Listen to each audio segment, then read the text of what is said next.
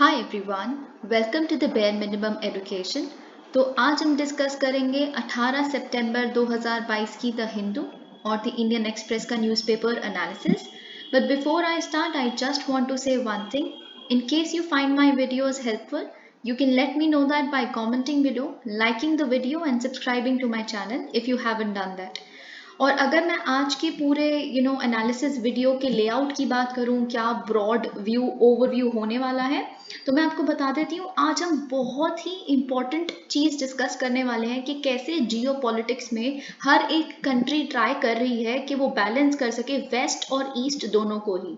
फिर हम देखेंगे कि कैसे क्रिप्टो करेंसी यानी कि इथीरियम में what is the actual issue of miners और कैसे वो एनर्जी कंजर्वेशन की तरफ ट्रांसफॉर्म कर रहे हैं। क्यों कहा जाता है कि क्रिप्टो करेंसी एक ऐसी फील्ड है, एक ऐसा सेक्टर है जहाँ पे जो कार्बन फुटप्रिंट है वो बहुत ज़्यादा है, and what is carbon footprint. और फिर हम देखेंगे कि कैसे सल्फर डाइऑक्साइड से रिलेटेड जो स्क्रबिंग की जाती है उसको रिमूव करने के लिए थर्मल पावर प्लांट्स में से कैसे वो बार बार अपनी डेडलाइंस को ब्रीच कर रहे हैं, एक्सटेंड किया जा रहा है और उसके ramifications. So let's get started. Alright, जो पहला आर्टिकल हमें डिस्कस करना है, it is very very important. I tell you why. क्योंकि इसका एक ब्रॉड जियोपॉलिटिकल पर्सपेक्टिव देने से पहले इसकी पूरी कर्सरी रीडिंग देंगे हम। उसके बाद क्या होता है ऑब्जर्वर स्टेटस, क्या होता है एक डायलॉग पार्टनर, वो डिस्कस करेंगे। So let's get started. Turkey's Erdogan targets joining SCO।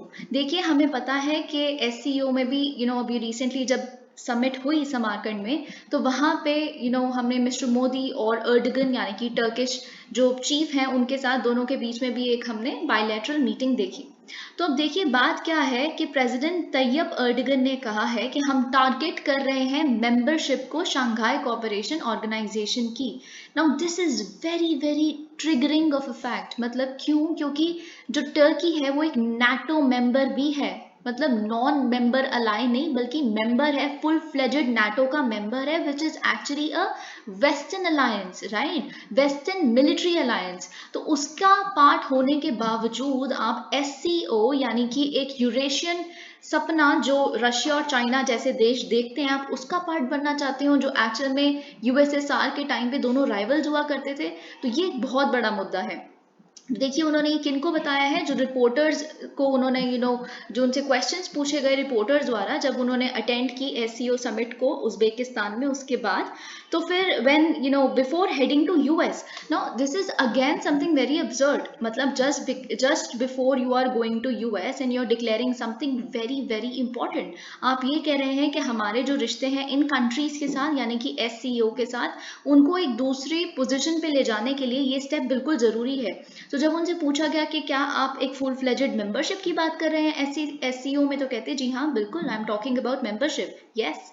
तो फिर यहाँ पे अगर हम बात करें, देखिए टर्की क्या है अभी SCO का एक डायलॉग पार्टनर है। तो हम सबसे पहले देख लेते हैं कि मेंबर्स कितने हैं। देखिए, अभी तक तो हम 8 मेंबर्स देखते हैं, हर जगह के 8 मेंबर्स हैं SCO के, लेकिन हमें पता है कि ईरान भी अब एक मेंबर बन चुका है। तो मतलब अगर कहा जाए तो अभी फुल फ्लेजेड वे में ये पूरा प्रोसेस चालू हुआ नहीं है, पूरा हुआ नहीं है, but it is almost complete. तो 9 मेंबर्स हो गए अब SCO के। China, Russia, India, Pakistan, Iran, Kyrgyzstan, Tajikistan, Kazakhstan and Uzbekistan, मतलब सेंट्रल एशियन कंट्रीज हो गई। चाइना, रशिया, इंडिया और पाकिस्तान हो गए। और इंडिया और पाकिस्तान आपको पता है 2017 में इसके मेंबर्स बने थे। और यहाँ पे लिखा है कि amid bilateral discussions at the summit, Erdogan had talks with Russian president Vladimir Putin as well. तो हम ये भी देखेंगे कि ठीक है, आपने पुतिन के साथ अपनी बायलैटरल लेवल पे मीटिंग भी की साइड लाइन्स पे, लेकिन एक्चुअल में टर्की और रशिया के रिश्ते हैं कैसे, we will also look into that. और अगर हम बात करें कि टर्की और रशिया का ये कहना है कि हम एक बेसिकली टर्की के प्रेसिडेंट ने ये बात बोली है कि हम एक डील पे पहुंच गए हैं, जो न्यूक्लियर पावर प्लांट हम टर्की के एक मेडिटेरेनियन पोर्ट सिटी है वहाँ की मर्सीना, वहाँ पे एक अक्कयू जो न्यूक्लियर पावर प्लांट बनाने के लिए 2010 में, मैं आपको बता देती हूँ, डील साइन हुई थी रशिया और टर्की के बीच में। तो रशिया ने बेसिकली कंस्ट्रक्ट करना है उस न्यूक्लियर पावर प्लांट को टर्की के प्रेमाइसिस में। ये टर्की का सबसे बड़ा न्यूक्लियर पावर प्लांट होगा, जिससे टर्की का ये कहना है कि हमारा कंट्री का 10% जो इलेक्ट्रिसिटी है हम इस न्यूक्लियर पावर के माध्यम से जनरेट करना स्टार्ट कर देंगे, क्योंकि उनके लिए बहुत ज़रूरी है। एक्चुअल में टर्की बहुत ज़्यादा जो अपना एनर्जी बाहर से इंपोर्ट करता है, ऑयल वगैरह इन सारी चीज़ों के थ्रू, इसीलिए वो उसको कट डाउन करना चाहता है। तो वो इससे रिलेटेड भी जो अभी तक कंस्ट्रक्शन रुकी हुई थी, स्टॉल्ड थी, वो भी अब इन्होंने सुलह कर ली है उस मुद्दे पे। तो उस पर भी देखेंगे हम क्या फॉरवर्ड पॉजिटिव स्टेप्स होते हैं। तो अब हम देखते हैं बेसिकली ये है SCO के ऑब्जर्वर मेंबर्स। अब देखिए ईरान एक ऑब्जर्वर मेंबर हुआ करता था, बट ये अब अपलिफ्ट होके जा चुका है कहाँ पे, एक मेंबरशिप के पूरे फुल फ्लेजेड मेंबरशिप के क्राइटेरिया में। तो अब पहले जब 4 ऑब्जर्वर मेंबर्स हुआ करते थे, अब 3 हैं। तो बचे हुए 3 एक्चुअल में कौन से हैं? अफगानिस्तान को इस बार इनवाइट नहीं किया गया था। Afghanistan was not present at the Uzbekistan summit, ये आपको पता है। तो बेलारूस और मंगोलिया, तो ये 3 आपको नाम याद रखने हैं, अफगानिस्तान, बेलारूस और मंगोलिया। अब बात आती है कि ऑब्जर्वर स्टेटस का मतलब क्या होता है। हम बहुत जगह पढ़ते हैं, हम अगर कभी इंडियन ओशन कमीशन के बारे में पढ़ लें या फिर हम WHO के बारे में पढ़ लें, तो हम बहुत बारी पढ़ते हैं ऑब्जर्वर स्टेटस है, ये ऑब्जर्वर मेंबर्स हैं। जैसे इंडिया भी एक ऑब्जर्वर मेंबर है IOC का। तो who is an observer member? देखिए ऑब्जर्वर मेंबर क्या होते हैं एक्चुअल में, इनका बहुत ही क्रूशल इंटरेस्ट होता है, they are very interested in acceding to the full membership as we just saw in the Iranian case. तो ये सारे ही मेंबर्स हैं, ये एक्चुअल में फुल मेंबर्स बनना चाहते हैं इस पर्टिकुलर ऑर्गेनाइजेशन का। और ये बहुत ही ऑब्जर्व करते हैं, हर एक पब्लिक मीटिंग जो हो रही है, कॉन्फ्रेंस हो रही है, उसको अटेंड करते हैं, पार्टिसिपेट करते हैं, ओरल स्टेटमेंट्स भी दे सकते हैं, दो वोट नहीं कर सकते, but they can actually orally participate in the various conferences and meetings.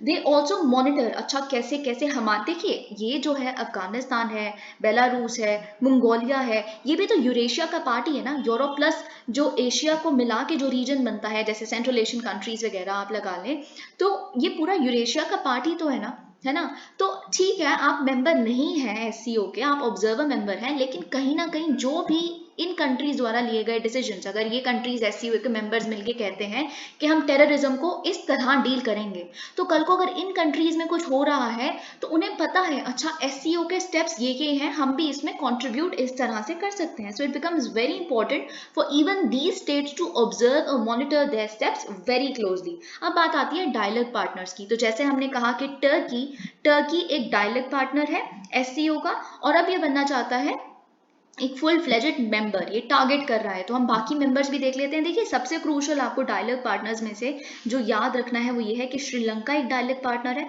Sri Lanka इसलिए याद करना है क्योंकि वो भारत का नेबर है। और कौन कौन सा है यहाँ पे, एक और नेबर है हमारा नेपाल। तो नेपाल और Sri Lanka are the dialogue partners of SCO।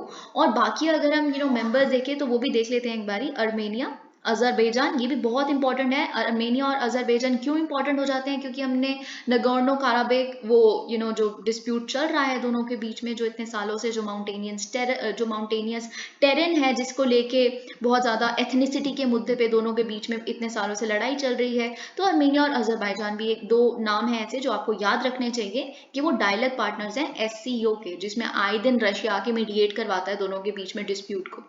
और कंबोडिया आप याद रख सकते हैं, इजिप्ट, कतर, सऊदी अरेबिया। अब देखिए कतर और सऊदी अरेबिया भी तो ऐसे नाम है जो आपको ज़रूर ध्यान रखने चाहिए। क्यों ध्यान रखने चाहिए? देखिए ये जो रीजन है उसमें गल्फ कंट्रीज की प्रेजेंस होना, मतलब it is in itself it highly talks of the importance of the particular organisation.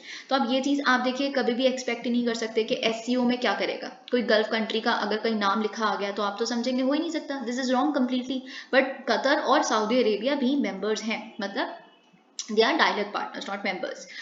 अब सबसे पहले तो हम ये देख लेते हैं कि डायलॉग पार्टनरशिप क्यों इंपॉर्टेंट है। देखिए जो डायलॉग पार्टनरशिप होती है, जो टर्की अभी डायलॉग पार्टनर है, उनका स्पेशल इंटरेस्ट होता है या उनके पास कुछ कंट्रीब्यूट करने के लिए उनके पास भी कोई कैपेसिटी है।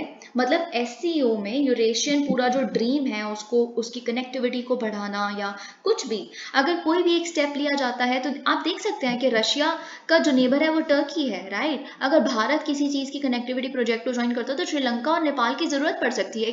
क्या पता कल को कोई ट्रेन वहां से निकालनी हो। आपको पता है नेपाल और श्रीलंका चाइना से भी बहुत लिंक्ड है, नेपाल तो उसका नेबर है। तो इन तरह की किसी भी उसके लिए, या फिर अगर कल को रशिया या फिर ब्लैक सी या कैस्पियन सी या मेडिटेरेनियन सी में से कुछ करना हो, तो टर्की, अर्मेनिया और अजरबैजान रशिया के लिए बहुत ज़रूरी है। तो ये कंट्रीज ऐसी होती हैं डायलॉग पार्टनर्स की जिनके साथ कंसल्टेशन करनी बहुत ज़रूरी हो जाती है कई कॉमन इंटरेस्ट पे। कोई भी तरह के कॉमन इंटरेस्ट हो, एरियाज ऑफ कॉमन इंटरेस्ट, उस पर अगर एससीओ कोई भी डिसीजन लेती है तो इन कंट्रीज के साथ कंसल्ट करती है, जी आप भी इस तरह से अपना कॉन्ट्रीब्यूशन इसमें दे सकते हैं और आपका क्या कहना है, आपकी कंट्री कैसे अफेक्ट होगी अगर आपके यहाँ से हमें हाईवे निकालना हो ये वाला कनेक्टिविटी के लिए।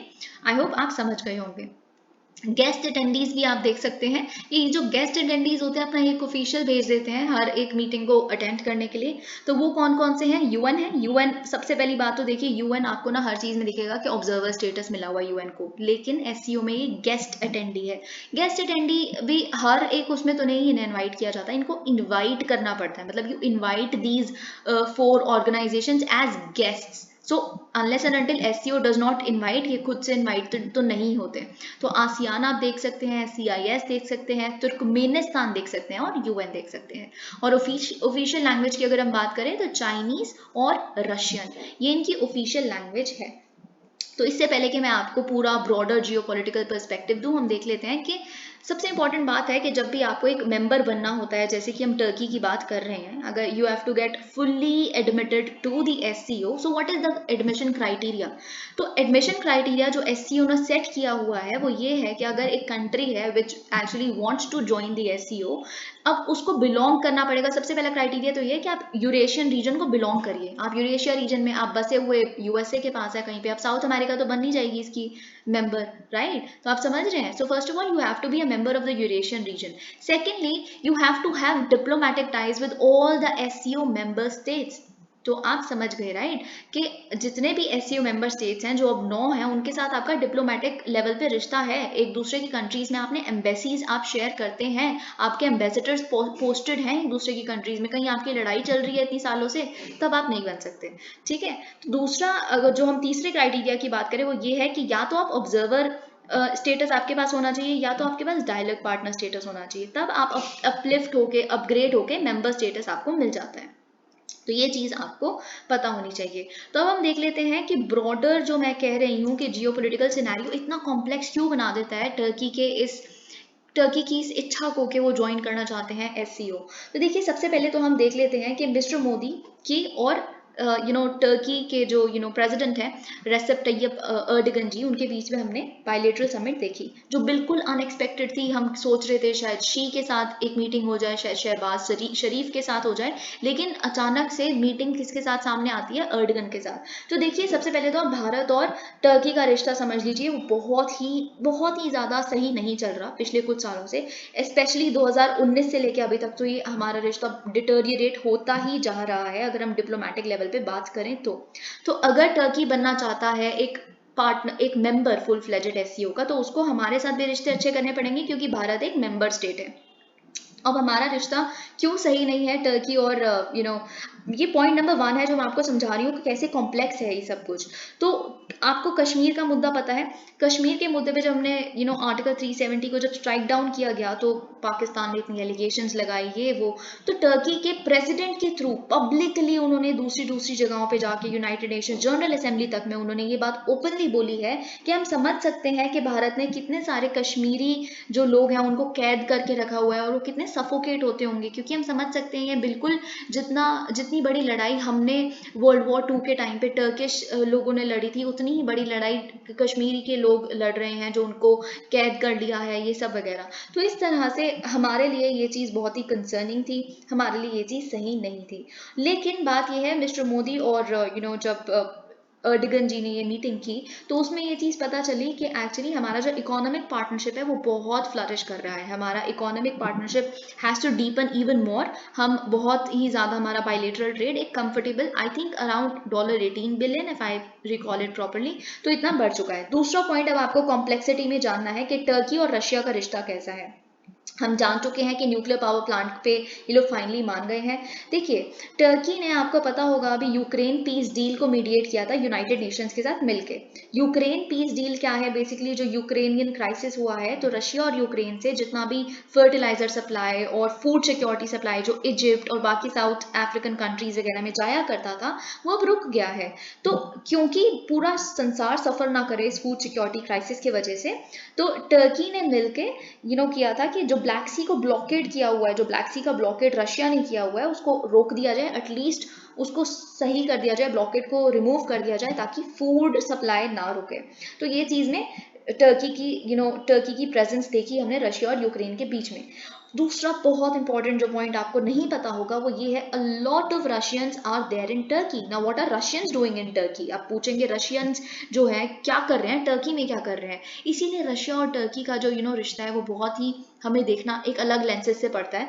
क्योंकि एक्चुअल में जब क्या हुआ था, जब सोवियत यूनियन था वो जब बिल्कुल कोलैप्स हो गया, जब कोलैप्स हुआ था 1990s में, तो ऑब्वियसली अकेला रशिया बच गया था, बाकी सारी कंट्रीज इधर उधर चल गई। तो रशिया के पास इतने रिसोर्सेज नहीं थे, तभी तो कोलैप्स हुआ। अगर इतने रिसोर्सेज होते तो सबको रखता बांध के अपने साथ। It actually lost heavily in the cold war. तो जो रशिया थे उसके पास इकोनॉमिक बहुत ज़्यादा डिप्राइवेशन थी, जॉब्स नहीं थी उस टाइम पे, बहुत ही फूड सिक्योरिटी क्राइसिस भी था, सब कुछ था। इसीलिए कहते हैं रशिया को दोबारा खड़े करने वाला सिंगल हैंडेडली एक ही इंसान है, वो पुतिन है। इसलिए कहा जाता है क्योंकि उस इकोनॉमिक क्राइसिस से रशिया को निकालना, दोबारा से एक मेजर पावर बनाना, ये एक्चुअली सिंगल हैंडेडली सिर्फ और सिर्फ पुतिन ने ही किया है।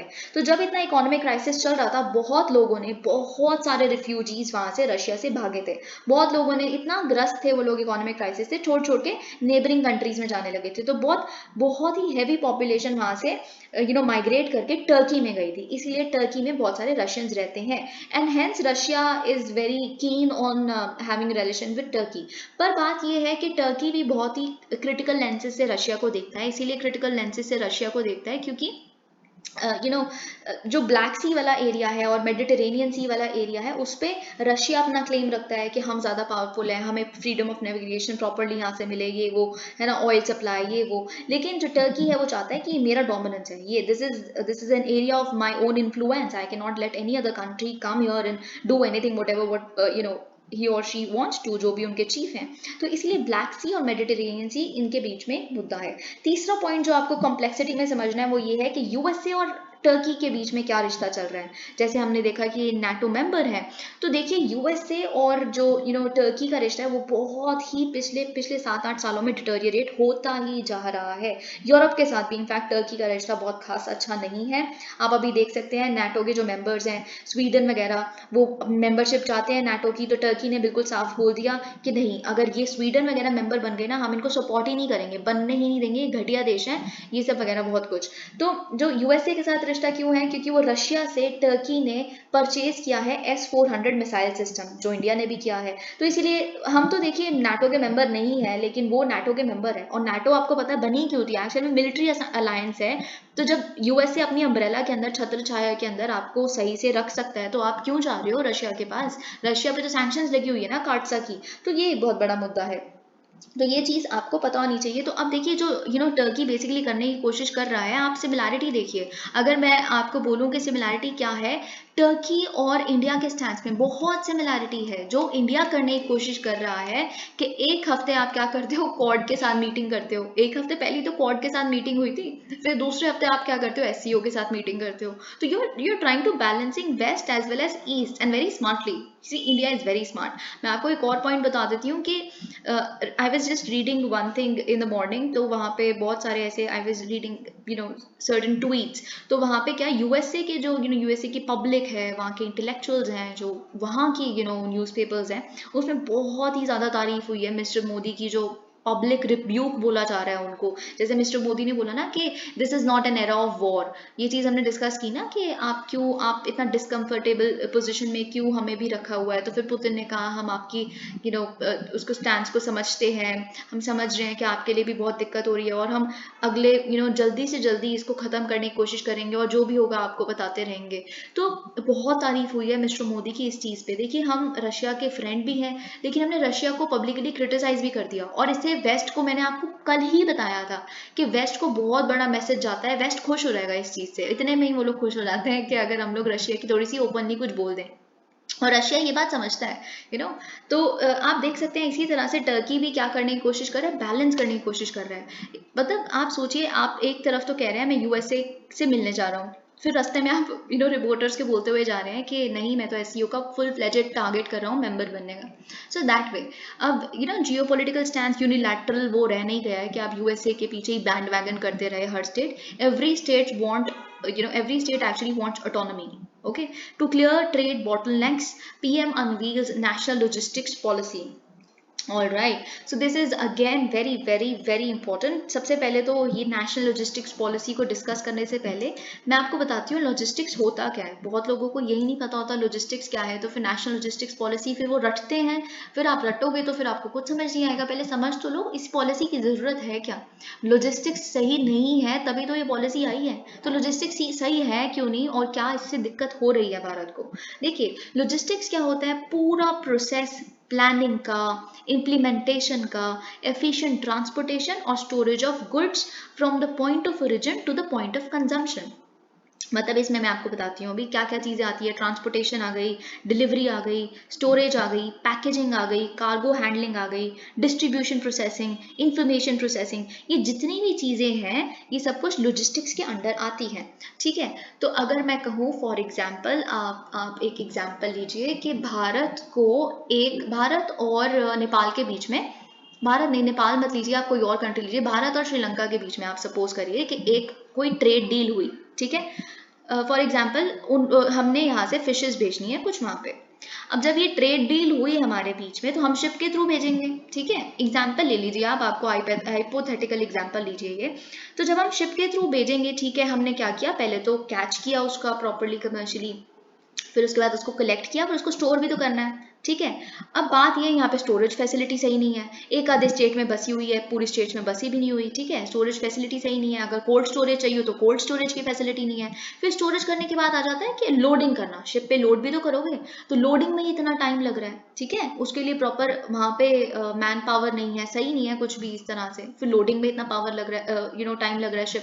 शिप का टर्न अराउंड टाइम ही बहुत ज़्यादा है कि मतलब वो जाएगा कब, आएगी कब शिप, तो ये सब चीज़ें। तो जब, और फिर इंफॉर्मेशन प्रोसेसिंग ही बहुत है कि आप सब कुछ मैनुअल कर रहे हो। जब डिजिटल का ज़माना है तो आपके कंप्यूटर्स क्यों नहीं रख रहे कितना स्टॉक चला गया, 8.1 टन चला गया, इतना जाना है, इतना बच गया, ये सब क्यों पेपर पे क्यों लिख रहे हो। ये सारी जितनी भी चीज़ें हैं आप उनको कम्युनिकेट ही नहीं कर पा रहे, उन्हें पता ही नहीं है कि हमारी शिप वहाँ जाएगी, तो उन्होंने भी तैयारी नहीं की हुई कि शिप के डॉक कब करवाएंगे वहाँ पे अपना कंसाइनमेंट उतारने के लिए। राइट, तो जब ये सारी चीज़ें, आप इन चीज़ों पे ध्यान नहीं दोगे तो ट्रेड डील कितनी भी बड़ी हो फिर वो डीले ही डीले होगी।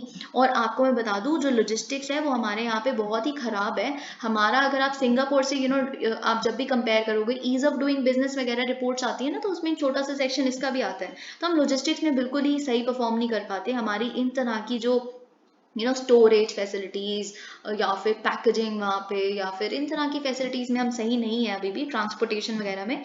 और इनफैक्ट पता है, जब ट्रांसपोर्टेशन वगैरह आपका सस्ता नहीं होगा, सही नहीं होगा, फिर ट्रांसपोर्टेशन का एक और चीज़ आ जाता है कि रोड सही रखो। देखिए जब रोड सही नहीं होंगी तो फिर टाइम तो ऑब्वियसली ज़्यादा लगेगा ना एक ट्रक को कहीं और से कहीं और चीज़ पहुँचाने में। इन तरह की बहुत सारी बातें वैसे मैंने बता दी आपको, आप समझ गए होंगे अभी तक, तो मैं बताना क्या चाह रही हूँ आपको। तो जब आप रोड्स वगैरह ये सब कुछ, मतलब हर चीज़ कनेक्टेड है। ट्रांसपोर्टेशन सही रखनी है तो फिर रोड सही करो जिससे कॉस्ट कम हो जाएगी। जब कॉस्ट कम हो जाएगी तो महंगाई, इन्फ्लेशन का भी लिंक है, महंगाई अपने आप कम हो जाएगी, आपकी जीडीपी ऑटोमेटिकली इंप्रूव करेगी। I hope you have gotten the bigger picture. Okay, अब हम देखते हैं यहाँ पे क्या लिखा है। प्राइम मिनिस्टर नरेंद्र मोदी ने सैटरडे को अनवील किया है नेशनल लॉजिस्टिक्स पॉलिसी को, और एक गोल सेट किया है कि हम कंट्री का लॉजिस्टिक्स कॉस्ट जो है, जो अभी 13 to 14% है जीडीपी का, उसको हम सिंगल डिजिट में लेके आएंगे आने वाले कुछ सालों में, आने वाले 7-8 सालों में प्रोबेबली। और ये जो पॉलिसी है, it aims to ensure seamless movement of goods and services, एक तो पूरी कंट्री में और फिर उसके बाद कंट्री के बाहर भी। ठीक है, and cut elevated logistics cost, often considered the biggest structural bottleneck for both external and internal trade in India. आपको मैंने एक बार याद है जब बताया था कि स्ट्रक्चरल इन्फ्लेशन क्या होती है। तो स्ट्रक्चरल इन्फ्लेशन ये है कि जब आप एक्चुअल में सप्लाई डिमांड पूरी है ना, सप्लाई ज़्यादा है ना डिमांड कम है। महंगाई इस वजह से हो ही नहीं रही, महंगाई इस वजह से बढ़ जाती है क्योंकि ट्रांसपोर्ट फैसिलिटीज़ नहीं है या फिर रोड सही से नहीं है। जाए कहाँ से? अगर किसी विलेज के वहाँ से रोड कनेक्टिविटी नहीं बनी हुई तो फिर दूसरा लंबा रूट लेके आओ, फिर और ज़्यादा पेट्रोल लगेगा, कॉस्ट ऑफ प्रोडक्शन बढ़ेगा। तो ये स्ट्रक्चरल इन्फ्लेशन यहाँ से आ जाती है, तो ये चीज़ आपको समझनी चाहिए। Right, touted as the first holistic frame. देखिए पहली बार मतलब एक होलिस्टिक फ्रेमवर्क आ रहा है लॉजिस्टिक्स के, उसको देखने के लिए, उससे डील करने के लिए भारत में।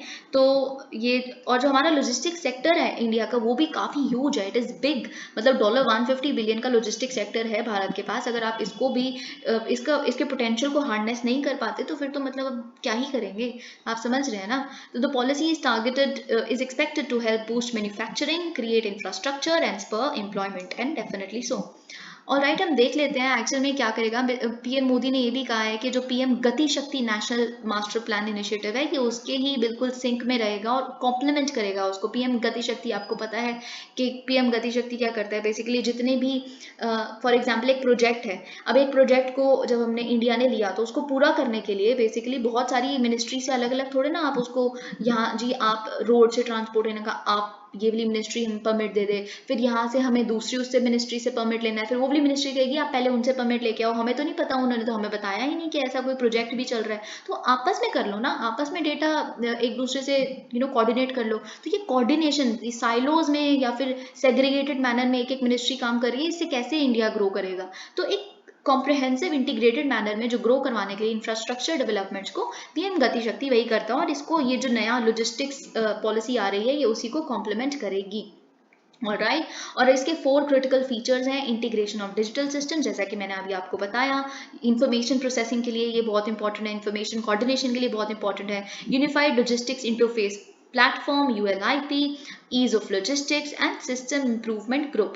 तो अगर इसका अगर हम बात करें, ये जो डिजिटल सिस्टम की इंटीग्रेशन वाला जो कंपोनेंट है, 30 different systems of 7 departments are already integrated. Now these include data of road transport, railways, customs, aviation and commerce departments. देखिए अगर ऑब्वियसली अगर किसी कोई चीज़ आ रहा है, कोई कंसाइनमेंट वगैरह आ रहा है, तो उस पर जितना भी कस्टम ड्यूटी वगैरह लगनी है वो सारा डेटा आपस में कनेक्ट कर लो, ताकि अलग अलग जगह से इतना पेपर वर्क बढ़ाना, इतना डॉक्यूमेंटेशन बढ़ाना तो बेफालतू के डीले करने वाली बात है। जो प्रोजेक्ट आराम से 1 साल में कंप्लीट हो सकता है वो यहाँ पे 6 साल लगते हैं। क्यों लगते हैं? इसी वजह से तो लगते हैं, इंफ्रास्ट्रक्चर को। तो this will see an improvement, lower energy consumption, more secure transactions. Now this is very important, please my dear friends, please इसको, जो एनर्जी कंजर्वेशन वाला सिस्टम है, जैसे मैंने आपके साथ आरबीआई का मैटर डिस्कस किया कि कैसे आरबीआई एनर्जी ट्रांसफॉर्मेशन में अपना अपना श्रेय निभा रहा है। जैसे वाइट पेपर मैंने आपके साथ डिस्कस किया था आरबीआई का, फिर मैंने बताया था प्रायोरिटी सेक्टर लेंडिंग में वो लोग रिन्यूएबल एनर्जी को प्रायोरिटी देते हैं। और फिर मैंने आपको बताया था कोर्ट्स, सुप्रीम कोर्ट्स कैसे कर रहे हैं। सुप्रीम कोर्ट्स का तो एनर्जी ट्रांसफॉर्मेशन में, इन्वायरमेंट में बहुत बड़ा रोल है, हम देख सकते हैं। तो ये तरह के जितनी भी चीज़ें हैं ये हमें बहुत बहुत क्लोजली मॉनिटर करनी है और हमें देखना है, एक्चुअली समझना है। डू नॉट रट्टोफाई थिंग्स, ओके।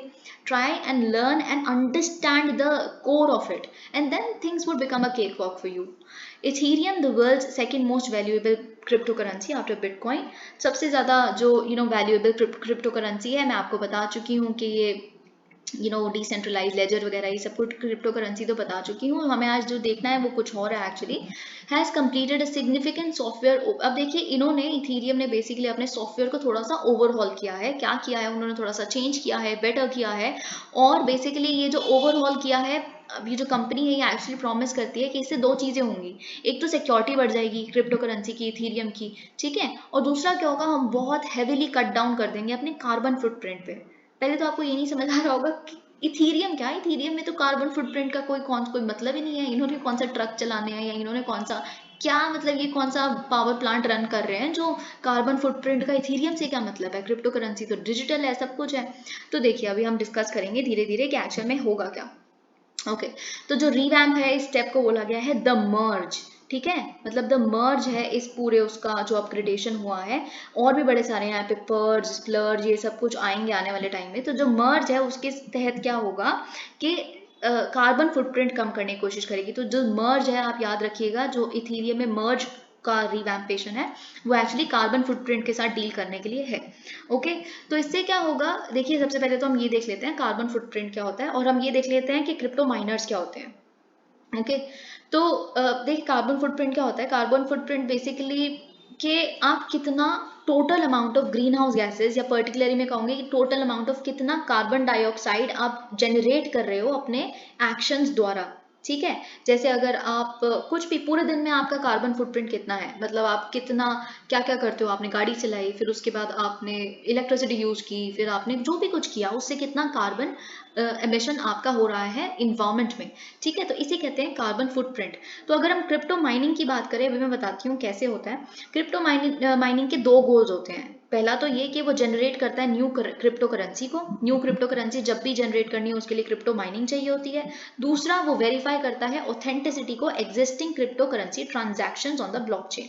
मैंने आपको जो ब्लॉकचेन समझाया था, मैंने बताया था उसमें डिफरेंट डिफरेंट नोड्स होते हैं, जैसे स्पाइडर वेब होता है ना, कि अगर एक भी ट्रांजैक्शन हुई, किसी ने किसको क्रिप्टो करेंसी ट्रांसफर की, पेमेंट की या खरीदा, ये सारी ट्रांजैक्शन हर एक नोड के पास इंफॉर्मेशन पहुंच जाती है, क्योंकि जो सिस्टम है वो डिसेंट्रलाइज्ड है, राइट। तो लेकिन एक जो ट्रांजैक्शन हुई है वो ऑथेंटिक है, इलीगल नहीं है, ट्रांजैक्शन सच में हुई है, crypto currency crypto coins transfer हुए हैं, इस चीज को भी तो वेरीफाई या फिर ऑथेंटिकेट करने के लिए कोई होगा इंसान, राइट। तो वो होते हैं माइनर्स। फिर जब माइनर्स होते हैं, जब माइनर इन तरह की चीजें कर लेते हैं ना, जब ऑथेंटिकेट कर लिया, तो फिर वो क्या करते हैं माइनर्स, फिर वो जनरेट उनको मिल जाती है क्रिप्टो करेंसी। वो इतना बड़ा काम कर रहे हैं, उसके बदले में उन्हें भी तो कुछ मिलेगा। अभी हम देखते हैं माइनर्स क्या होते हैं, कौन होते हैं, कैसे करते हैं, और क्यों कार्बन फुटप्रिंट उनसे जनरेट हो रहा है।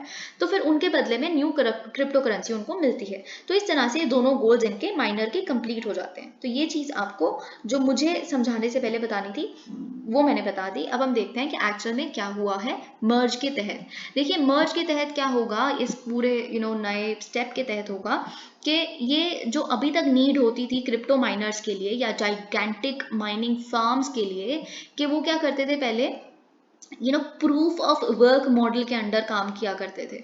और लेकिन अब हम क्या करें, ये भी आपको वर्ड जो टर्मिनोलॉजीज हैं ये याद रखनी है। प्रूफ ऑफ वर्क से हम ट्रांसफर कर रहे हैं इथीरियम में प्रूफ ऑफ स्टेक मैकेनिज्म। ठीक है, तो इसमें क्या होगा, देखिए प्रूफ ऑफ वर्क में क्या हुआ करता था कि बहुत सारे जो माइनर्स हुआ करते थे, और बहुत सारी माइनिंग फार्म्स पे बड़े सारे वहाँ पे क्या हुआ करते थे, बहुत सारे कंप्यूटर्स लगे हुए करते थे। ठीक है, बहुत सारे कंप्यूटर्स। खैर हम ये प्रोसेस अभी देखेंगे, उससे पहले हम इसकी कर्सरी रीडिंग दे देते हैं। और राइट, तो ये प्रूफ ऑफ स्टेक मैकेनिज्म में क्या होगा बेसिकली, कि रिड्यूस कर देगा इथीरियम के एनर्जी कंजम्पशन को बाय नियरली 99.95%। तो इतना ज़्यादा हम देखने वाले हैं चेंज। अब एग्जैक्टली चेंज क्या हुआ है, अब हम देखते हैं कि प्रोसेस पूरा है क्या। अब इथीरियम आपको पता है कि एक डिसेंट्रलाइज्ड क्रिप्टो करेंसी है, मतलब इसके कोई भी सेंट्रल बैंक इसके ट्रांजैक्शंस को अप्रूव नहीं करता, या कोई भी बैंक इसके ट्रांजैक्शन को अप्रूव नहीं करता। देखिए जब आप किसी बैंक के पास जाते हैं, या फिर आप सपोज करिए आप किसी को 5 लाख रुपए जब भी किसी के बैंक में ट्रांसफर करते हैं, किसी और के अकाउंट में, अपने फ्रेंड के, आपने कोई पेमेंट करनी है कुछ भी, तो फिर फोन आता है आपके पास। ठीक है, आपके पास फोन आएगा बैंक द्वारा, जो भी आपका बैंक है, बैंक आपसे पूछे कि आप ही ने किए हैं, है ना, आप ही ने क्या ये 5 लाख रुपए अपने बैंक से ट्रांसफर किया है, तो फिर वो वेरीफाई हो जाता है, बैंक वेरीफाई कर रहा है ना, ऑथेंटिकेट कर रहा है। तो इसके केस में भी तो जब कोई ट्रांजैक्शन हो रही है, ऐसे हवा में ट्रांजैक्शन तो नहीं होती रहेगी, इतनी बड़ी बड़ी ट्रांजैक्शन क्रिप्टो करेंसी से पॉसिबल है, मनी लॉन्ड्रिंग पॉसिबल है। तो उस ट्रांजैक्शन को ऑथेंटिकेट करने के लिए कि सही इंसान कर रहा है, जिसकी क्रिप्टो एसेट्स है वही कर रहा है कि नहीं, या फिर कोई चोरी कर रहा है, जो भी, तो इसको ऑथेंटिकेट करने के लिए माइनर्स होते हैं। ठीक है, लेकिन अब माइनर्स की जरूरत पड़ेगी नहीं। ऑलराइट, तो ये पहले जो मैकेनिज्म हुआ करता था वो ये वर्क वाला मैकेनिज्म हुआ करता था, राइट। तो this is proof of work. तो प्रूफ ऑफ वर्क बेसिकली जब आपको एक माइनर बनना है, जब आपको एक ऐसी कंपनी बनना है, या फिर ऐसा इंसान बनना है जो इस तरह के ट्रांजैक्शंस को वैलिडेट कर सके, फिर उसके बदले में आपको नए नए कॉइन्स मिलेंगे, फिर आपका भी वॉलेट वो स्ट्रांग हो जाएगा। तो फिर उस माइनर को क्या करना पड़ता है, it is not an easy job. Okay, आपको बहुत, एक तो पूरा फार्म खोलिए आप, उस फार्म में बड़े सारे कंप्यूटर लगे होते हैं, एक के बाद एक के बाद एक। ठीक है, फिर वो सारे कंप्यूटर्स क्या करते हैं, कॉम्प्लेक्स मैथमेटिकल पजल्स को, बहुत कॉम्प्लेक्स मैथमेटिकल पजल्स को उसको सॉल्व करना होता है। ठीक है, इसके लिए चाहिए होता है मैसिव इंफ्रास्ट्रक्चर। अब आप समझना शुरू हो गए होंगे कि कैसे कार्बन फुटप्रिंट था अभी तक इसका, इथीरियम का इतना ज़्यादा। ओके, उसके लिए चाहिए होता है मैसिव इंफ्रास्ट्रक्चर सेटअप, और फिर बहुत ही कटिंग एज कंप्यूटर हार्डवेयर भी। और जो सबसे पहले कंप्यूटर होता है, या जो भी माइनर सबसे पहले सॉल्व कर लेता है पजल को, उसको चूज कर लिया जाता है वैलिडेटर के रूप में। अभी तक ये चल रहा था। ठीक है, और this was entirely dependent on crypto farms which are massive warehouses lined with rows of computers which would solve the puzzles. आप समझ सकते हैं माइनिंग फार्म्स में जो एनर्जी गजलर्स होते हैं, आप समझ सकते हैं कितनी इलेक्ट्रिसिटी यूज करेंगे पहले तो वो, इतना इंफ्रास्ट्रक्चर सेटअप, सब में कार्बन फुटप्रिंट कितना ज्यादा है। तो अभी तक सबसे बड़ा क्रिटिसिज्म जो क्रिप्टो करेंसी के पूरी फील्ड का था वो यही था कि इन्वायरमेंट सस्टेनेबिलिटी पे तो इनका ध्यान ही नहीं है ना, तो इससे उनका कोई ताल्लुक ही नहीं था अभी तक। अब ये now you enter the merge and things get change. अब आ रहा है प्रूफ ऑफ स्टेक मैकेनिज्म। इससे क्या होगा बेसिकली, इथीरियम अभी भी डिसेंट्रलाइज प्लेटफॉर्म ही रहेगा, सब कुछ वैसा ही रहेगा। कॉन्सेप्ट में चेंज बस इतना है कि जो माइनर्स हैं या माइनिंग फार्म्स हैं उनकी ज़रूरत नहीं है ट्रांजैक्शंस को ऑथेंटिकेट करने की। अब रैंडमली किसी को भी मतलब एक उसको चूज कर लिया जाएगा वैलिडेटर के रूप में। पहले तो आप सॉल्व करो, कंपटीशन होगा, फिर जो सबसे पहले कर लेगा, है ना ये। तो अभी इन चीज़ों की जरूरत ही नहीं, रैंडमली किसी भी एक उसको वैलिडेटर के रूप में चूज कर लिया जाएगा। अब ये रैंडमली इतना रैंडम नहीं है बेसिकली, जिस भी अगर आपको वैलिडेटर के लिए मतलब आप एलिजिबल बनना चाहते हो तो बेसिकली आपको स्टेक करने पड़ेंगे अपने कुछ कॉइन्स को, कुछ क्रिप्टो कॉइन्स को, जैसे एटलीस्ट 32 इथीरियम टोकन्स को आपको नेटवर्क में स्टेक करना पड़ेगा, लगाना पड़ेगा कि वैलिडेटर के रूप में अगर आपको कभी सिलेक्ट किया जाए इसके लिए। ओके, तो ये चीज़ आपको पता होनी चाहिए। Why is the merge important?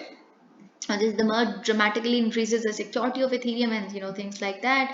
अभी देखिए क्या होता है, जब अभी तक जो प्रूफ ऑफ वर्क मैकेनिज्म चल रहा था, तो अभी तक क्या हो सकता था कि एक अटैकर है, अगर कोई भी हैकर है, अटैकर है या कुछ भी, तो उसको अगर ब्लॉकचेन वैल्यू के 51% मतलब अगर आप प्रूफ ऑफ वर्क है, ठीक है, तो आपको क्या चाहिए प्रूफ ऑफ वर्क के लिए, क्या चाहिए आपको, एक $5 बिलियन का सेटअप चाहिए। सबसे पहले आप कर लो, वैलिडेटर बन जाओ कोई भी पजल सॉल्व करके, ठीक है, इतना आपको सेटअप लगेगा, आप बन जाओगे वैलिडेटर। तो फिर जितना भी आपके पास सारा इन्फॉर्मेशन आपके पास आ गई, ट्रांजैक्शंस वगैरह की, ये सब कुछ है ना, तो फिर आप बहुत ही आराम से सब कुछ कर सकते हो, राइट। ग्रिड का सब कुछ आपको पता चलेगा, you can carry out an attack. लेकिन प्रूफ ऑफ स्टेक में क्या होगा एक्चुअली, प्रूफ ऑफ स्टेक में अब आपको वैलिडेटर बनना है, पहले तो आप इतना स्टेक करो, फिर इतना कुछ मतलब उसका खर्चा बढ़ जाएगा $20 बिलियन तक। इतना स्टेक कौन करेगा, और पूरी वैल्यू आपकी होनी, अभी तक करने के लिए 51% तो वैल्यू आपके पास होनी चाहिए, अब ऑलमोस्ट 100% चाहिए होगी, तो कैसे लाओगे आप, ठीक है।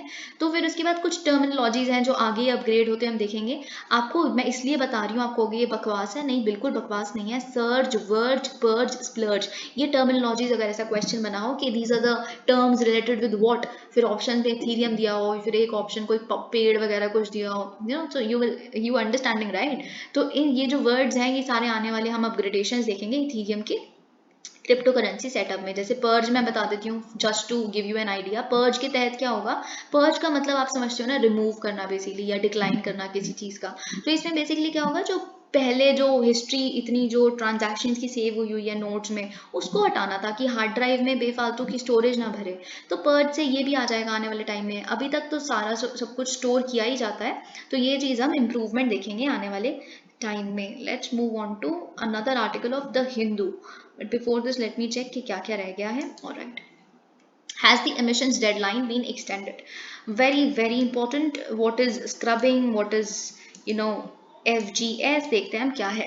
सितंबर 5 को ministry of environment, forest and climate change ने एक्सटेंड कर दी है डेडलाइन को, जो इंस्टॉल करने की थी पोल्यूशन कंट्रोल टेक्नोलॉजीज को, कंट्री के जितने थर्मल पावर प्लांट्स हैं उनमें।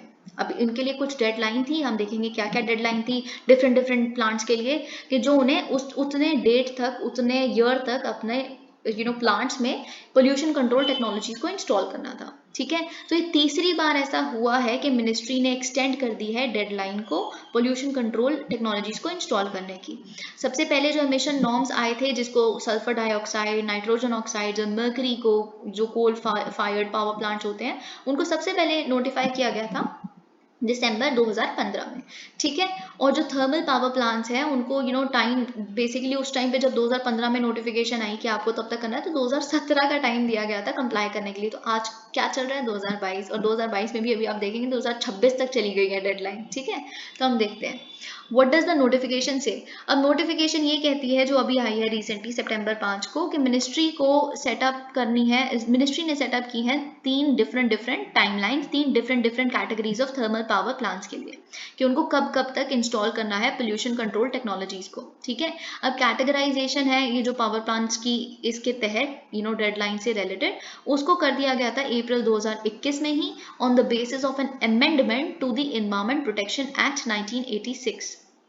तो इस अमेंडमेंट के तहत क्या हुआ, अगर तो आपका जो पावर प्लांट है वो 10 किलोमीटर के रेडियस के अंदर अंदर है दिल्ली एनसीआर से, या फिर जितनी भी सिटीज़ हैं जिनकी पॉपुलेशन 1 मिलियन से प्लस है, तब फिर आपको आपकी जो डेडलाइन है उसे एक्सटेंड कर दिया गया है दिसंबर 31, 2024 तक। इनकी पहले डेडलाइन हुआ करती थी दिसंबर 2022, तो आप 2024 तक इनको करना है। देखिए इनके लिए सबसे पहले है करना, इनकी डेडलाइन छोटी है, क्यों? क्योंकि दिल्ली एनसीआर में ऑलरेडी इतना पोल्यूशन हो जाता है, इतना ज़्यादा, स्पेशली विंटर पोल्यूशन तो बहुत ही ज़्यादा, आपको पता ही है, स्मॉग फॉग पता नहीं कितना, और जो स्टबल बर्निंग वगैरह की वजह से भी। तो इसीलिए अगर जो मिलियन प्लस सिटीज़ हैं, बहुत ज़्यादा लोगों की हेल्थ अफेक्ट हो सकती है, इसलिए 2024 तक इज़ द मिनिमम, ठीक है, इनके लिए। अगर हम बात करें वो पावर प्लांट जो 10 किलोमीटर के रेडियस के अंदर अंदर हैं, क्रिटिकली पोल्यूटेड सिटीज़ के डिस्टेंस में, तो फिर उनके लिए डेडलाइन है जिसको एक्सटेंड कर दिया गया है 2025 तक, जो उससे पहले 2023 हुआ करती थी इनकी डेडलाइन। अगर हम बाकी पावर प्लांट्स जितने भी कंट्री में हैं जिनकी पहले डेडलाइन थी 2024, अब एक्सटेंड उनके लिए हो चुकी है 2026। तो जो नोटिफिकेशन है वो also extends the timeline until 2027 for retiring units, मतलब 2027 तक उन यूनिट्स के लिए कर दिया गया है कि आपको इंस्टॉल करना है जो पावर प्लांट जो हैं जो 25 साल से ज़्यादा जिनकी उम्र हो चुकी है या उससे भी ज़्यादा। तो अब 2027 तक उनको डेडलाइन दी है, 2026 है बाकी नॉन रिटायरिंग यूनिट्स के लिए। ऑलराइट, 2026 तो हमने अभी देख लिया ना ऊपर जो अपर लिमिट थी। और जो एक्सटेंशन है, it comes alongside 2 dilutions granted to thermal power plants for water and nitrogen oxide norms. मतलब आपको ये बात पता है कि जब भी कुछ ऐसा, अभी हम देखते हैं कि आपको ये बात तो पता ही है, थर्मल पावर प्लांट्स में जब भी पावर जनरेट की जाती है तो बहुत सारे बाई प्रोडक्ट्स निकलते हैं, गैसेज होती हैं बेसिकली। तो जो नाइट्रोजन ऑक्साइड्स निकलती हैं और जो वाटर वेपर्स या वाटर निकलता है जो पोल्यूटेड होता है बेसिकली, अब तो उसको रोकने के लिए उस पर अपर लिमिट भी लगाई हुई है, लेकिन उसको भी फर्दर डाइल्यूट कर दिया गया है। जून 2018 में वाटर नॉर्म्स थे जो यूनिट्स के लिए, जो जनवरी 2017 के बाद जिन्हें इंस्टॉल किया गया था, उनको 2.5 क्यूबिक मीटर्स पर मेगावाट आवर्स से बढ़ा के कर दिया गया 3 क्यूबिक मीटर्स पर megawatt hours. So this is something you can yourself look into. अब कंसर्न्स है क्या बेसिकली, इन्वायरमेंटलिस्ट कहते हैं कि देखिए आप बार बार डेडलाइन एक्सटेंशन करे जा रहे हैं, डाइल्यूशन करे जा रहे हैं, तो इन्वायरमेंट का क्या, कब तक करोगे आप? एक तरफ तो आप कह रहे हो कि सिंगल यूज प्लास्टिक्स बैन करेंगे, दूसरी तरफ आप इन इतने बड़े बड़े पावर प्लांट्स को डेडलाइन पे डेडलाइन बढ़ा के देते जा रहे हो। ओके, अब देखिए जो डेडलाइंस हैं, obviously the deadlines needed to be met earlier as the further increase in SO2 emissions will further dampen the current air pollution scenario. Of course, this is what the environmentalists say, resulting in a double whammy with the current climate change catastrophes being witnessed across our cities at the moment. आप देख सकते हैं climate change ने तो क्या कर दिया है, जोधपुर जैसी जगहें वहाँ पे फ्लड्स हैं जो एक्चुअल में सूखा हुआ करता था, पाकिस्तान में देख रहे हैं आप फ्लड्स हैं, थार डेजर्ट में फ्लड है, थार डेजर्ट में 100% से ज़्यादा एनुअल एवरेज आई है इस बारी प्रेसिपिटेशन की। आप फिर हमारे ईस्ट में देख रहे हैं वहाँ पे सूखा है, मतलब असम फ्लड वगैरह को आप छोड़ दीजिए, आप चाइना देखिए। तो क्लाइमेट चेंज का तो आप कुछ पता ही नहीं है, ऊपर से आप एंथ्रोपोजेनिकली भी करते जा रहे हैं, क्लाइमेट का खुद का पैटर्न है नहीं सही अभी इस टाइम पे, फिर आप और ग्रीन हाउस गैस एमिशंस को खुद से नहीं रोकेंगे जो ह्यूमन जिसका सोर्स है, तो कैसे सब कुछ ठीक होगा? तो इससे अल्टीमेटली जो अफेक्ट होंगे ना वो हमारे जैसे आम आदमी ही होंगे। थर्मल पावर प्लांट कन्वर्ट, देखिए अब थर्मल पावर प्लांट कैसे काम करता है, how does it actually work. तो ये क्या करता है, हीट एनर्जी हीट एनर्जी जो होती है उसको जैसे बर्न किया उन्होंने फॉसिल फ्यूल्स को, जैसे कोल को बर्न किया, ठीक है, जब कोल को बर्न किया हीट निकली बहुत ज़्यादा, इस हीट एनर्जी को वो इलेक्ट्रिक पावर में ट्रांसफॉर्म करते हैं, ठीक है। और इस पूरे प्रोसेस के दौरान बहुत सारी गैसेज हैं जो बाय प्रोडक्ट के रूप में निकलती हैं, ठीक है, जैसे कार्बन डाइऑक्साइड और सल्फर डाइऑक्साइड। तो जो सल्फर डाइऑक्साइड है ये बहुत ही एक मेजर कंट्रीब्यूटर है पार्टिकुलेट मैटर पोल्यूशन का। पार्टिकुलेट मैटर वही PM2.5 PM10 है ना, इन तरह के जो पार्टिकुलेट मैटर पोल्यूशन होता है जो हम देखते हैं बेसिकली दिल्ली में, तो सबसे बड़ा रीज़न ही यही है पोल्यूशन का। तो इन तरह के पार्टिकुलेट मैटर पोल्यूशन जो बहुत हार्मफुल हैं क्योंकि वो एक्चुअली आपके बहुत आसानी से आपके रेस्पिरेटरी ट्रैक में पेनिट्रेट कर सकते हैं, इनफैक्ट इतने ज़्यादा कि अगर कोई माँ प्रेग्नेंट है तो फीटस तक जा सकते हैं, अभी वो बच्चा आया भी नहीं है उससे पहले ही वो पोल्यूशन का शिकार बन जाता है। आपको ये पता है PM2.5 के बारे में, राइट? और अगर हम बात करें ये जो प्रोसेस है जिसे एलिमिनेट करने के लिए लाया गया है सल्फर कंपाउंड्स को from the exhaust emissions of fossil fuelled coal fired power plants, it is, अब देखिए फ्लू गैस डीसल्फराइजेशन, जिसे हम FGD कहते हैं। फ्लू गैस डीसल्फराइजेशन का मतलब क्या होता है? जब आप सल्फर कंपाउंड्स को निकालने की, रिमूव करने की कोशिश करते हैं एग्जॉस्ट एमिशंस में से, जैसे कि हमने देखा बड़े सारे बाय प्रोडक्ट्स वगैरह निकले गैसेस के, उसमें से सल्फर कंपोनेंट्स को रिमूव करना है, एक्सट्रैक्ट करना है या अब्जॉर्ब करना है। ओके, तो this is accomplished by including absorbent materials which can eliminate up to 95% of the sulfur from the flue gas by scrubbing। तो अब मैं आपको बताती हूँ कि स्क्रबिंग होता क्या है एक्चुअल में। बेसिकली तो एक ड्राई स्क्रबिंग होती है, एक वेट स्क्रबिंग होती है, लेकिन जो यूजुअली हम देखते हैं फ्लू गैस डीसल्फराइजेशन के प्रोसेस में, वो वेट स्क्रबिंग होती है। तो इसमें क्या होता है, how does a scrubber actually work? आप क्या करते हैं, बहुत सारा स्प्रे कर देते हैं वेट स्लरी ऑफ लाइमस्टोन को। एक बड़ा सा चेंबर है, उस चेंबर में आपने क्या किया, आपने बिल्कुल अपने पावर प्लांट के साथ में ही बनाया हुआ है उसको, प्रेमाइसिस के अंदर ही। तो आपने उसके अंदर क्या किया कि एक बड़े से चेंबर में पूरा वेट स्लरी लिक्विडी फॉर्म में, मतलब उसको लाइमस्टोन को फैला दिया, लाइमस्टोन को, ठीक है। तो अब आपको पता है कि फ्लू गैस भी आपने छोड़ दी जिसके अंदर SO2 है, राइट। तो फ्लू गैस जब आपने उसमें छोड़ी, अब लाइमस्टोन में क्या है, कैल्शियम है ना, कैल्शियम मैग्नीशियम, है ना। तो कैल्शियम जो है लाइमस्टोन का, वो रिएक्ट करेगा SO2 के साथ, और ये जो कैल्शियम वगैरह है, जो जो कैल्शियम है वो उसमें खुद को अब्जॉर्ब कर लेगा उसके ऊपर, राइट। रिएक्ट करके उसने एक्सट्रैक्ट कर लिया फ्लू गैस में से, रिमूव कर दिया फ्लू गैस में से SO2 को। So this is how the wet scrubbing process actually works. Okay, तो ये चीज आपको समझ आ गई। 7 years since the first notification for thermal power plants to control the emission level of SO2 within prescribed standards, the percentage of plants that have installed FGDs remains negligible। बहुत ही कम percentage of power plants है जिन्होंने अभी तक FGDs को install किया है, जबकि 7 साल हो चुके हैं इस तरह की नोटिफिकेशन का आए हुए। अब चैलेंजेस क्या है, देखिए जो मिनिस्ट्री ऑफ पावर है और रिन्यूएबल एनर्जी है, उन्होंने बहुत बारी लिखा है, देखिए इतना आसान नहीं है। उन्होंने बहुत बारी लोकसभा की उसमें जब उनसे जवाबदेही होती है, उनसे पूछा जाता है क्वेश्चन आवर में, अभी तक ऐसा क्यों नहीं हुआ, तो उनको रिप्लाई करना पड़ता है। तो उन्होंने बहुत बारी बोला, देखिए बहुत आप इतना आसान समझते हैं पर इतना आसान है नहीं इसकी इम्प्लीमेंटेशन को, मतलब FGD टेक्नोलॉजी को जो थर्मल पावर प्लांट्स में इंस्टॉल करना इतना आसान नहीं है। तो इतना आसान क्यों नहीं है, बेसिकली क्योंकि जो FGD कमीशनिंग होती है, यानी कि उनका जब से यूज शुरू हो जाएगा थर्मल पावर प्लांट्स में, वो कम से कम 36 to 42 मंथ्स लेती है। मतलब जब से आपने उसको टेंडर को डाला और जब आप प्रोक्योर करेंगे, उस पूरे प्रोसेस को इतने महीने लग जाते हैं। और जो अवेलेबिलिटी ऑफ वेंडर्स हैं, जो कॉन्ट्रैक्टर्स हैं, वही नहीं है, इतने ज़्यादा है ही नहीं अवेलेबल जो ये चीज़ें कर सकें, है ना। जब इतने जो सर्विस प्रोवाइडर्स ही नहीं है तो हम कहाँ से करें, इतने है ही नहीं, ठीक है। और बहुत ही लिमिटेड सप्लाई है कंपोनेंट्स की। अभी हम लिमिटेड सप्लाई भी देख लेते हैं क्यों है, मैन पावर अवेलेबिलिटी भी नहीं है, ये सब वगैरह आपको पता होगा।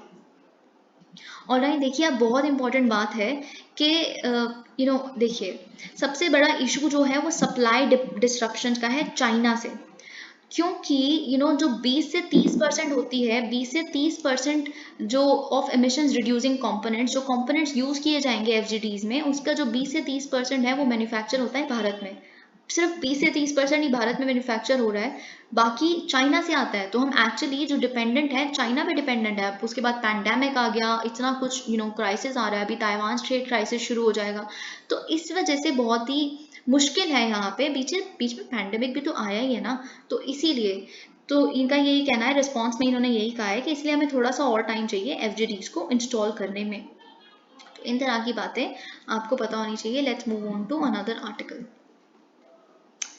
Okay, now this is a very important article. Okay, so this is not the article I was talking about. इसको हम briefly देख लेते हैं। Biden warns Putin against use of nuclear weapons in Ukraine. Biden ने warn किया है कि Putin को बिल्कुल डोंट। जब मिस्टर बाइडन से पूछा गया एक इंटरव्यू में CBS के साथ, तो उन्होंने बोला कि न्यूक्लियर पावर तो बिल्कुल यूज नहीं करी जानी चाहिए, या केमिकल वेपन्स या टैक्टिकल वेपन्स, बायोलॉजिकल वेपन्स। देखिए आपको भी ये बात पता होगी, अगर हम इंडिया की न्यूक्लियर पॉलिसी की बात करें, न्यूक्लियर डॉक्ट्रिन की बात करें, तो इंडिया भी यही कहता है कि हमारे किसी भी इंसान के खिलाफ या किसी भी हमारी इक्विपमेंट जो बाहर पोस्टेड है, या किसी की अब कभी भी हमारे ऊपर अटैक अगर केमिकल वेपन से भी किया जाए या बायोलॉजिकल वेपन से भी किया जाए, तो हम उसका जो रिस्पॉन्स है वो हमेशा न्यूक्लियर वेपन्स से ही देंगे। तो आपको इंडिया की न्यूक्लियर डॉक्ट्रिन भी पता है।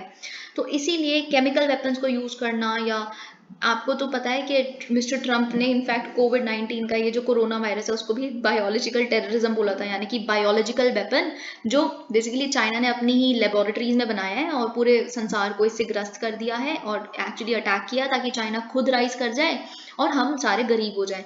ये चीज़ मतलब थ्योरी थी, कॉन्स्पिरेसी थ्योरी अगेंस्ट चाइना, आपको अगर याद हो तो, राइट। तो इन तरह के फिर इन्होंने कहा है कि यू के not, you would change the face of war unlike anything since second world war. आपको पता है पहले तो इन्होंने वैसे न्यूक्लियर वेपन यूज किया हुआ है हिरोशिमा नागासाकी पे, आज तो ये कुछ भी कह दें। मतलब वैसे I am not supporting it, should never even be considered, ये चीज़ है ही क्यों। EU wants war crimes tribunal over mass grave, okay. अब देखिए क्या है, EU का जो अभी प्रेसिडेंट है बेसिकली चेक रिपब्लिक है, तो उन्होंने क्या कहा है, सैटरडे को उन्होंने बोला है कि आप जल्दी से जल्दी संसार मिलकर एस्टैब्लिश करें एक इंटरनेशनल ट्राइब्यूनल को फॉर वॉर क्राइम्स। क्योंकि अब सब इतना कंसर्न क्यों हो गए हैं, क्योंकि एक नई मास ग्रेव मिली है यूक्रेन के बाहर। आपको पता है जो इजियम सिटी है उसको दोबारा से, जो अभी तक रशिया के कंट्रोल में थी, वापस से यूक्रेन ने रिस्टोर कर लिया है। तो जब वो वहां पहुंचे तो उसके बाहर उन्हें पता चला कि 450 ग्रेव्स उसके बाहर थी, जो मतलब आप समझ सकते हैं कि कितने मास, मैसेकर कहोगे आप इसको, क्योंकि जो एक्सह्यूम्ड बॉडीज थी वो कंप्लीटली शो कर रही हैं साइंस ऑफ टॉर्चर। तो आज 21st सेंचुरी में भी इस तरह के अटैक्स होते हैं सिविलियन पॉपुलेशन पे, and this is unthinkable and abhorrent, definitely, and we must not overlook it. We stand for the punishment of all war criminals, ये इन्होंने कहा है। और ये सब कुछ आपको देखना है। देखिए कैसे सिचुएशन इवॉल्व हो रही है, ह्यूमन राइट्स का जो कॉन्सेप्ट है, how it is expanding its umbrella day by day. You should always keep an eye on it, okay. Crime scripts to unravel illegal trade of marine species, very very important. अब देखिए सबसे बड़े बात तो मैं आपको बता दूं, फिर उसके बाद मैं समझाती हूँ। N analysis of illegal trade of marine species in India between 2015 and 2021 pointed out कि जो सी क्यूकम्बर्स हैं, सी क्यूकम्बर्स आपको याद होगा यहाँ पे भी लिखा है कि चाइना ने एक बहुत बड़ा प्रोजेक्ट साइन किया है कि वो श्रीलंका में जो सी क्यूकम्बर्स हैं जो वहाँ के लोग नहीं खाते, लेकिन वहाँ की एक कंपनी वहाँ जाके सेट करेगी, फिर उसे एक्सपोर्ट करेगी अपनी कंट्री में, ये सब वगैरह। तो बेसिकली चाइना और श्रीलंका में बहुत स्मगल हो रहा है यहाँ से सी क्यूकम्बर्स को, जबकि इंडिया ने बैन किया हुआ है, अभी हम देखेंगे। तो सी क्यूकम्बर्स टॉप वो है जो सबसे ज़्यादा फ्रीक्वेंटली जिसको जब्त किया गया है अथॉरिटीज़ द्वारा मरीन स्पीशीज़ ग्रुप में से, और तमिलनाडु ने रिकॉर्ड किया है highest enforcement action with 126 seizure incidents of the marine species. तो हम देख लेते हैं एक्चुअल में कि सी क्यूकम्बर है क्या। आप देख सकते हैं ये सी क्यूकम्बर है, आप समझ गए होंगे इसका नाम सी क्यूकम्बर क्यों है। अब इसके कुछ इंपॉर्टेंट पॉइंट्स जो आपको याद रखने हैं वो ये है कि ये एक बहुत ही इंपॉर्टेंट कॉन्स्टिट्यूएंट है मरीन इकोसिस्टम का, क्योंकि ये बहुत इंपॉर्टेंट रोल प्ले करते हैं in maintaining the health of the ecosystem. अभी हम देखेंगे कैसे, ओके। और सबसे पहली बात तो इसके कोई लिम्स नहीं है, हाथ पैर कुछ भी ऐसा नहीं है, कोई आईज नहीं है, ये भी आपको याद रखना चाहिए, कोई ब्लड नहीं है इसमें, ये भी आपको याद रखना चाहिए, ठीक है। No blood, no eyes, no limbs, okay. और इसकी अराउंड 1250 नोन स्पीशीज है, and many of these animals are shaped like soft bodied cucumbers as we just saw, okay.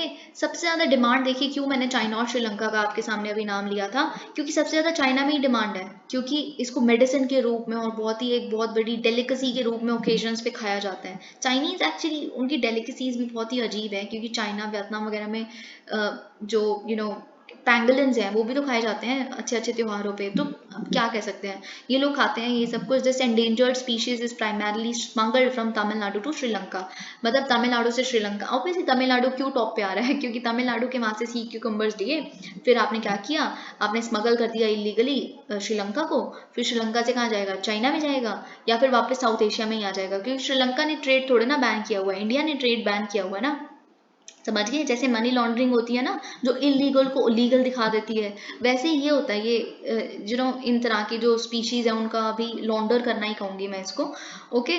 Utility, अब अगर हम बात करें कि कैसे ये पूरे ओशन इकोसिस्टम को मेंटेन करने की कोशिश करता है और हेल्प करता है, सबसे पहली बात तो इसका जो बहुत बड़ा रोल है कोरल रीफ प्रेजर्वेशन में, क्योंकि जब ये डाइजेस्ट करते हैं सैंड को जो सी की फ्लोर पे होती है, उसको लेते हैं, खाते हैं, डाइजेस्ट करते हैं, फिर जो रिलीज करते हैं उसका डाइजेशन के बाद जो एक्सक्रीट करते हैं वो होता है कैल्शियम कार्बोनेट, बहुत ही बड़ा।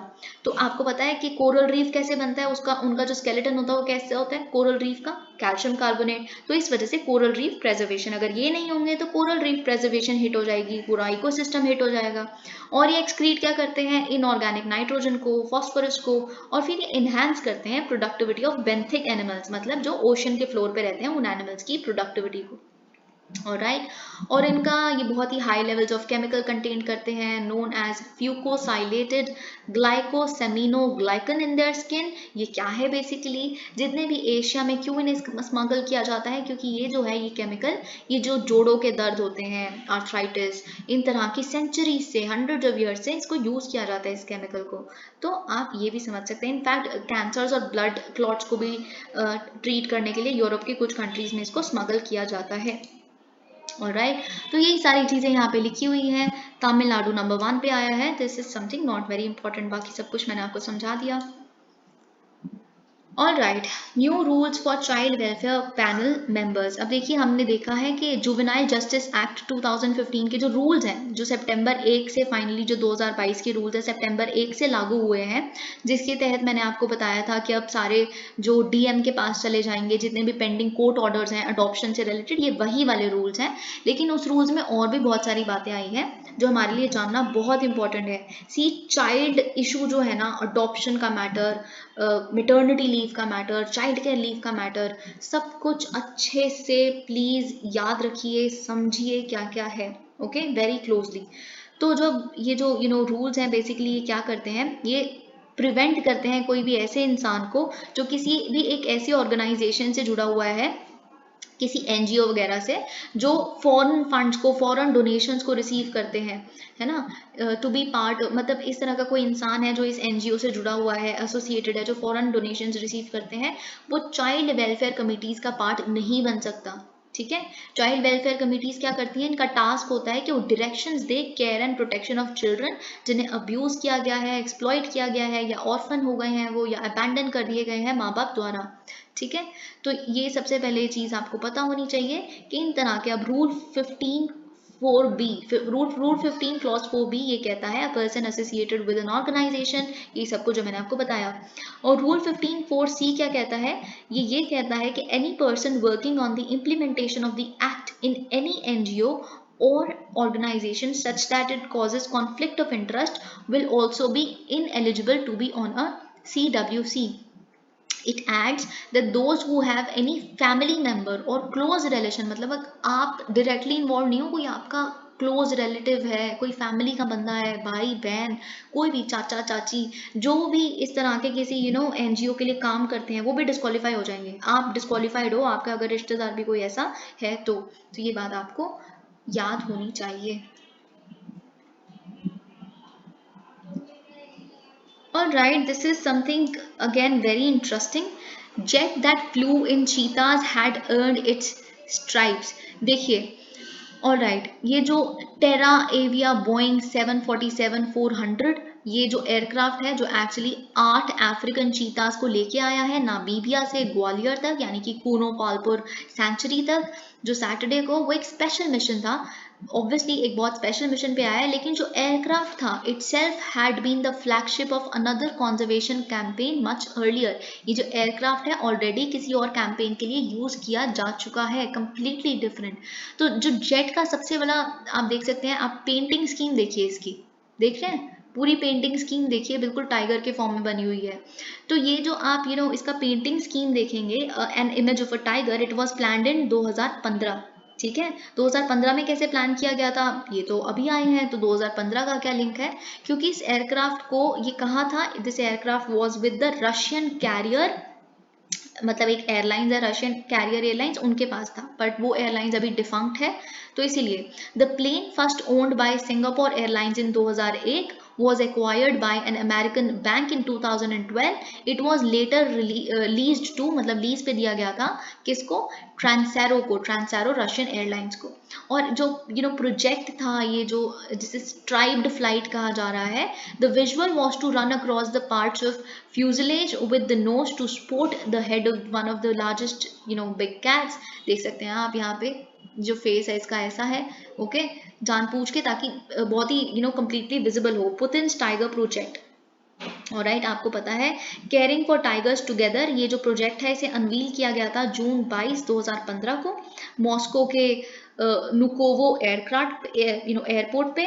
और जो स्कीम थी बेसिकली एक जॉइंट प्रोजेक्ट था by the tiger centre and Transero, यानी कि जो एयरलाइंस है इनके बीच में, और इनका गोल था हाईलाइट करना need to conserve endangered species. Endangered मैंने आपको बताया था टाइगर का क्या है IUCN स्टेटस, एंडेंजर्ड, राइट। अब इन्होंने क्या बोला, जो एम्यू टाइगर्स कौन होते हैं, साइबेरियन टाइगर्स। आप समझ गए होंगे रशिया तो किन्हें प्रोटेक्ट करेगा, क्योंकि वो साइबेरियन उसमें उसमें लाई करते हैं, साइबेरियन वाला जो क्लाइमेट है उनका, ऑब्वियसली वो साइबेरियन टाइगर्स को ही कंजर्व करेंगे। तो इन एम्यू टाइगर्स की कंजर्वेशन के लिए ये एक की थीम थी प्रेसिडेंट व्लादिमीर पुतिन की as the tiger summit in 2010। तो आप ये देख सकते हैं, this is something you should have an idea about at least, जिस तरह से हमारी जो सारी पॉलिसीज चेंज हो रही हैं, जियो पॉलिटिक्स इवॉल्व हो रहा है।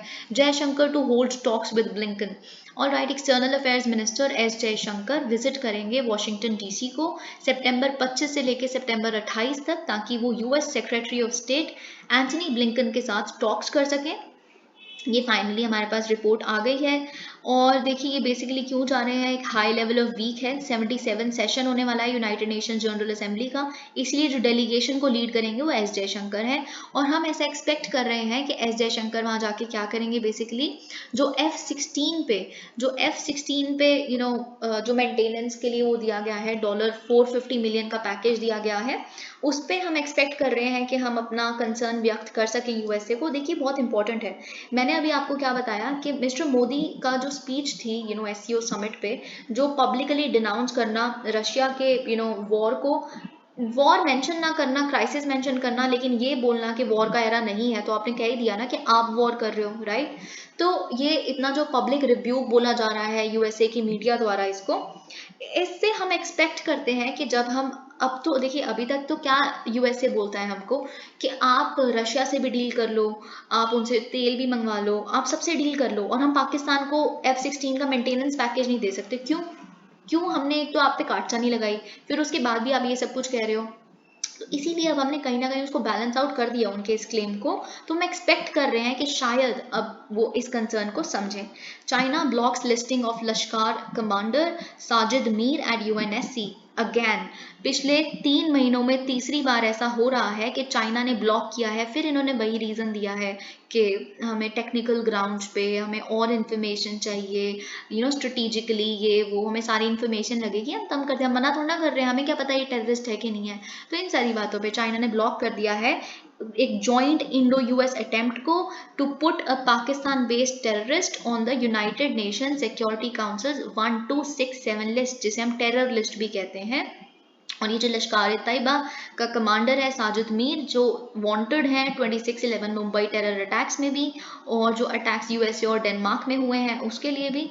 तो लेकिन उन्होंने ब्लॉक कर दिया है फाइनली। और यहाँ पे एक बहुत ही बड़ा फैक्टर लिखा है कि चाइना ने तब भी ब्लॉक कर दिया इसको जब अभी हमने SCO समिट में, it is hypocrisy. See China ने अभी SCO समिट में क्या बोला समरकंद में कि यूरेशियन ग्रुपिंग जो है, हम अग्री करते हैं कि हम एक स्ट्रॉन्ग और कंसोलिडेटेड एक्शन लेंगे टेररिज्म के खिलाफ हमारे रीजन में। फिर एक तरफ आप ये करते हो। और आपको पता होगा जो भारत की परमानेंट रिप्रेजेंटेटिव है यूनाइटेड नेशंस में, रुचिरा कंबोज जी, मैंने उनके बहुत सारे आपके साथ स्टेटमेंट्स डिस्कस किए हैं, उन्होंने भी यही कहा है कि एक तरफ तो मतलब डबल स्टैंडर्ड्स बोलते हैं हम चाइना के, मतलब टू फेस्ड हो आप, आपके दो चेहरे हैं टेररिज्म के मुद्दे पे। एक तरफ तो आप कंसिस्टेंटली हमारे हर अटेम्प्ट को, जो 1267 लिस्ट पे हम किसी भी अगर टेररिस्ट को लाना चाहते हैं तो आप उसको ब्लॉक कर देते हैं, दूसरी तरफ आप ये कहते रहते हो कि हम टेररिज्म को फाइट करेंगे रीजन में। फिर आप regional anti terrorism support group भी है आपका SCO का, उसमें भी आप बड़ा ही एंथुजियास्टिकली अपना पार्टिसिपेट करते हो। देन क्या है ये hypocrisy, what is this hypocrisy.